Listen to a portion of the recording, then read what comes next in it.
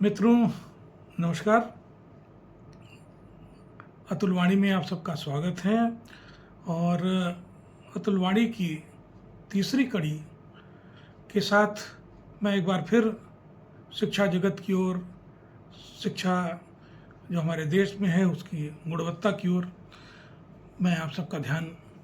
दिलाना चाहता हूँ। इस देश में कुल मिला जुला के जो मौजूदा आंकड़े हैं उनके हिसाब से 1290 विश्वविद्यालय हैं, और इन 1290 विश्वविद्यालयों में से तकरीबन हर साल 2 लाख रिसर्च पेपर यानी 2 लाख पीएचडी के स्कॉलर निकल रहे हैं। तो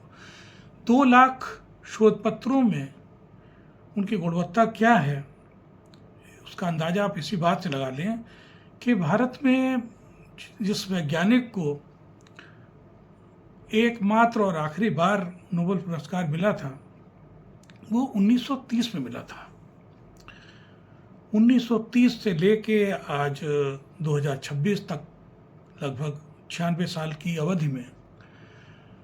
भारत के एक भी वैज्ञानिक को नोबेल पुरस्कार नहीं मिल पाया। इसी से एक भारतीय जो विश्वविद्यालयों में शोध हो रहा है या यहाँ के इदारों में जो लोग अनुसंधान कार्य में लगे हैं उसकी गुणवत्ता का आप अंदाज़ा लगा सकते हैं। मैं ये नहीं कह रहा हूँ कि नोबेल पुरस्कार एकमात्र गुणवत्ता मापने का कोई मापक है, लेकिन छोटे छोटे देशों के वैज्ञानिक, इजराइल जैसे बहुत ही छोटे देश जहाँ की जनसंख्या मुश्किल से 50 लाख के करीब है, कि वहाँ के अनगिनत वैज्ञानिकों को नोबेल पुरस्कार मिला है। ऐसी स्थिति में भारत जैसा बड़ा देश और इस समय जनसंख्या में जो दुनिया का अव्वल नंबर का देश है, जिसकी जनसंख्या मौजूदा समय में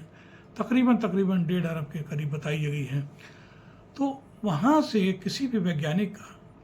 नोबेल पुरस्कार हासिल न करना तो एक चिंता का भी विषय है, चिंतन का भी विषय है, और हमारी पूरी शिक्षा व्यवस्था पर एक सवालिया निशान की तरह सामने आता है। अभी दोस्तों, मैं चूँकि अमर उजाला से तकरीबन 30 वर्षों से जुड़ा हूँ, तो मैं अमर उजाला की खबर का ही एक रेफरेंस लेता हूँ कि लगभग 8-10 दिन पहले मेरठ सिटी से एक खबर पब्लिश हुई जिनमें किसी विद्वान ने रिसर्च के बारे में अपनी राय व्यक्त करते हुए कहा कि किसी भी शोध में या रिसर्च पेपर में 10% से ज़्यादा चोरी करनी जायज़ नहीं है। आप अंदाज़ा लगाइए कि उस विद्वान का माइंडसेट क्या है कि हर आदमी कहता है कि चोरी तो चोरी है, चाहे वो 1 पैसे की हो, चाहे वो 10 लाख की हो, चाहे 10 पैसे की हो, चाहे 10% हो। जब इस देश में विद्वानों का मानसिक स्तर इस लेवल पर पहुंच गया हो कि वो 10% चोरी को वो जायज़ बता रहे हों, वो कह रहे हैं कि खुलेआम मंच से ये बात कह रहे हैं कि रिसर्च वर्क में 10% चोरी जो है जायज़ है, तो आप भारतीय शिक्षा जगत में शोध पत्रों की या यहाँ चल रहे अनुसंधान की गुणवत्ता का आप एक अंदाज़ा तो लगा सकते हैं कि उसका स्तर क्या होगा। मित्रों, मैंने बहुत सारे शोध पत्रों को देखा है, उन्हें तैयार होते हुए देखा है, रिसर्च स्कॉलरों को देखा है, उन्हें पढ़ते हुए देखा है, और शोध पत्र उनको लिखते हुए देखा है, शोध पत्र उनको बाज़ार से खरीदते देखा है, शोध पत्र चुराते हुए देखा है, और शोध पत्र की ठेकेदारी देते हुए देखा है। और आप ये मान लें कि अगर आप 50,000 से लेके, और उसकी कीमत कुछ भी हो सकती है, अगर पैसे खर्च करने के लिए आप तैयार हैं तो आपको बाज़ार में रेडीमेड शोध पत्र जो भी तैयार मिलते हैं। और इन्हीं शोध पत्रों के आधार पर मित्रों पहले लोग नौकरियां पाए जाते थे यूनिवर्सिटीज़ में, और लाखों लाखों की तनख्वाहें जो ले लेते थे। वो उस दौर की बात है जब यूजीसी या नेट क्वालिफिकेशन की अर्हता नहीं थी, तो सिर्फ अकादमिक डिग्रियां और पीएचडी देखा जाता था। तो ऐसे शोध पत्रों के आधार पर बहुत सारे लोग सरकारी विश्वविद्यालयों में या प्राइवेट यूनिवर्सिटीज़ में प्रोफेसर बन गए। तो जैसे इस तरह के लोग अगर शिक्षा जगत में हैं और इन्हीं के ऊपर आने वाली पीढ़ी या विश्वविद्यालय में जो लोग प्रवेश लेते हैं बड़ी उम्मीदों के साथ,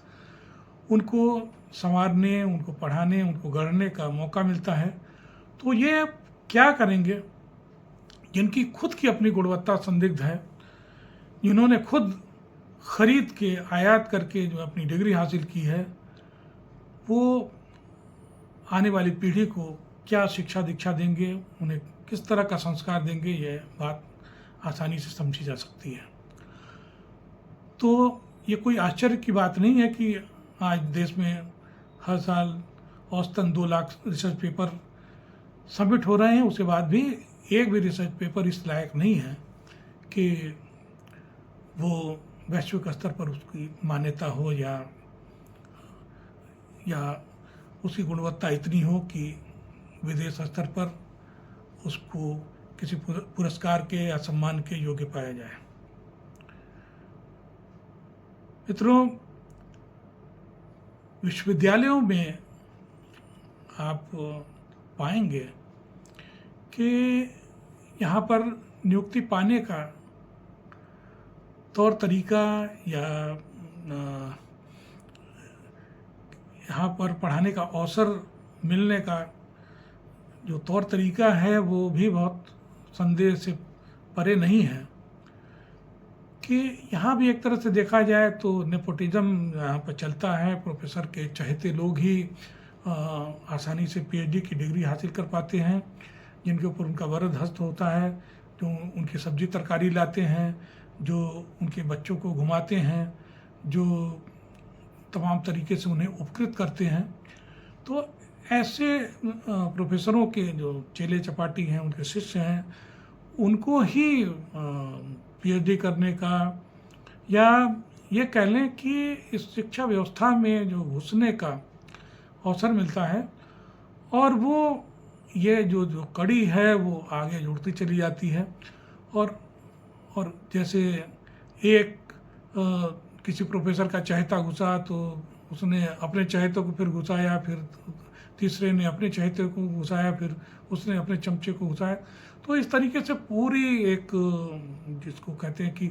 पूरी शिक्षा जगत में या उच्च शिक्षा जगत में विश्वविद्यालय स्तर पर कि सिर्फ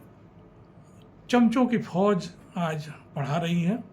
कुछ आपराधिक लोग हैं, मैं ये नहीं कहता कि उनको जानकारी नहीं है या विद्वान नहीं है, काबिल नहीं है, लेकिन ज़्यादातर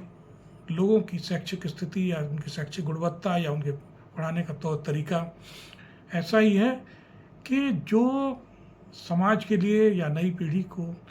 सही दिशा देने में या उनका मार्गदर्शन करने में या उनको ज्ञान देने में सफल नहीं हो पा रहा है। तो मित्रों, इस पर हमें बहुत ही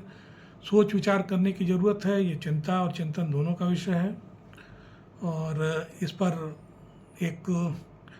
इसका ऑडिट होना चाहिए। हर चीज़ का ऑडिट ज़रूरी है, तो शिक्षा व्यवस्था में शोध पत्रों का भी ऑडिट ज़रूरी है और एक निष्पक्ष एक कमेटी बने जो शोध पत्र हर साल सबमिट किए जाते हैं, वो पैनल या वो कमेटी उसकी जांच करे, उसकी गुणवत्ता या उसमें देखे कि कहीं से वो आयातित सामग्री तो नहीं है या उसमें चोरी की कोई सामग्री तो नहीं है। आप देख लीजिए कि शोध पत्रों में क्या होता है कि बिब्लियोग्राफी में वो तमाम ग्रंथों के और संदर्भ उसमें दिए रहते हैं जिनको शायद शोध करने वाला विद्यार्थी शायद उसने कभी देखा भी ना हो और हाथ भी ना लगाता हो। तो मित्रों, हम चाहते हैं कि जो हमारे इतनी बड़ी पैमाने पर और लाखों की संख्या में शोध पत्र दाखिल किए जा रहे हैं, उनका एक ऑडिट हो, एक एजुकेशनल जो एक्सपर्ट हैं, विषय विशेषज्ञ हैं, उसकी पड़ताल करें और उसके बाद उसकी रिपोर्ट दें और उम्मीद करता हूँ कि अगर ऐसी व्यवस्था बनेगी तो एक निष्पक्ष और ईमानदार रिपोर्ट, पारदर्शी रिपोर्ट सामने आएगी। तब हमें इस शोध पत्रों में जो बीमारी छिपी हुई है उसका अंदाज़ा होगा और तब हम किसी समाधान की ओर आगे बढ़ेंगे। मित्रों, जब से मैंने 2 एपिसोड शिक्षा जगत को लेके, कोचिंग सेंटर को लेके मैंने दिया है, तब से गंगा में बहुत पानी बह चुका है और बहुत सारे डेवलपमेंट हो चुके हैं। और अंजना कश्यप की ओर से फ़िलहाल कोई ऐसा बयान तो नहीं आया है, लेकिन अलबत्ता खान सर के बारे में बहुत सारी खबरें हैं। और वो एक तो वो जिस किस्म के वो बड़बोले शख्स हैं, तो उनको अपने बड़बोलेपन की कीमत चुकानी पड़ रही है कि पहले तो उन्होंने अपने किसी प्रतिद्वंदी जो कोचिंग संस्थान थे उसके संचालक के खिलाफ मुकदमा दर्ज कराया और अब उसकी जद में, उसकी लपटें जो है उसकी आंच में वो खुद आए हैं, खुद गिर गए हैं। और जो भी बड़बोला होगा और जो अपने विषय को छोड़कर विषयांतर करेगा या इधर उधर की बातें करेगा या जिसको अति आत्मविश्वास का जो शिकार हो जाएगा, तो उसका हाल अंत में वही होता है जो इस समय खान सर का हुआ है। तो हालांकि उन्होंने एक शिक्षा